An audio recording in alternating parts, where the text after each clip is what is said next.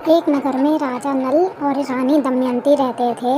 वो बड़े धूमधाम से दशा माता की पूजा किया करते थे। उनके दो पुत्र थे। दोनों पुत्र आराम से दशा माता की पूजा किया करते थे। एक बार राजा नल को दशा माता आते हुए, लक्ष्मी माता जाते हुए दिखाई दी, तो ये सारी बात उसने अपनी रानी को बताई। तो रानी ने कहा कि अपन यहाँ से अब चलते हैं। राजा ने रानी दमयंती के साथ महल से बाहर जाने का विचार किया। उसने अपनी बहुओं को तो अपने पियर भेज दिया और बेटों को अपने किसी राजा के यहाँ लगा दिया और पोते को अपने साथ ले लिया।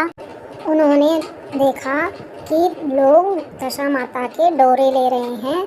उसने श्रद्धा से, रानी दमयंती ने राजा से कहा कि अपन भी ऐसे डोरे लेंगे, माता के प्रभाव से सब कुछ अच्छे हो जाएंगे, अपने दिन फिर जाएंगे।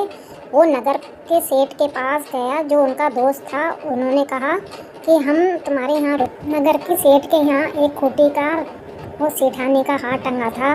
सेठ ने रानी दमयंती को देखते ही खूंटी आर निकल गई।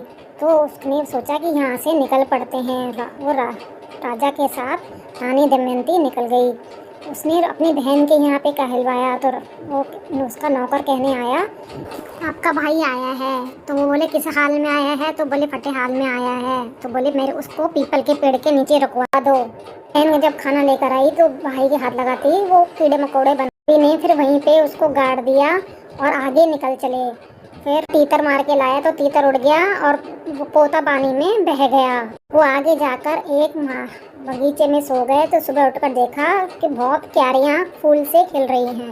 राजा नल माली के नौकर के रूप में वहां पर स्वयंवर में भाग लिया। तो राजकुमारी ने उसके गले में हार डाल दिया। जब राजा को पता चला कि वो माली का नौकर है तो उसको बहुत गुस्सा आया। उसने मोटी तो तलवार दी और मरखना घोड़ा दिया। तो उसने शिकार करा।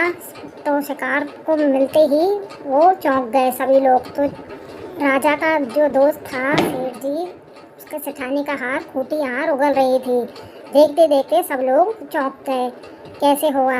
वो दशा माता का प्रभाव था। इसी के कारण आगे आगे तीतर बोलते हुए निकले कि सुभान तेरी कुदरत, सुभान तेरी कुदरत। राजा नल और रानी दमयंती उसी नगर में पहुँचे जहाँ उनकी बहन रहती थी। तो बहन ने कहा अपने घर पे बुलाया। तो उनने बोला कि नहीं, हम तो उसी पेड़ के नीचे रुकेंगे जहाँ पर उसने खाना, जब उसके खाना दिया था तो वो कीड़े मकोड़े बन गए थे। तो उनने खोद के निकाला, मट्टी खोद के, तो उसके नीचे अंदर गड्ढे में हीरे जवाहरात निकले। तो उसने सारा नगद पैसा को सौंप दिया और घर पर आने का, महल में आने का न्योता भी दिया। जब राजा महल में आए तो उनका ढोल नगाड़ों सहित बहुत सा अच्छे स्वागत किया।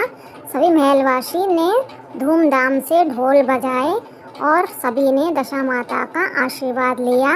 और जो कोई दशा माता का व्रत करता है उसको सारी संपूर्ण सब मनोकामनाएं पूरी होती है। जय हो दशा माता।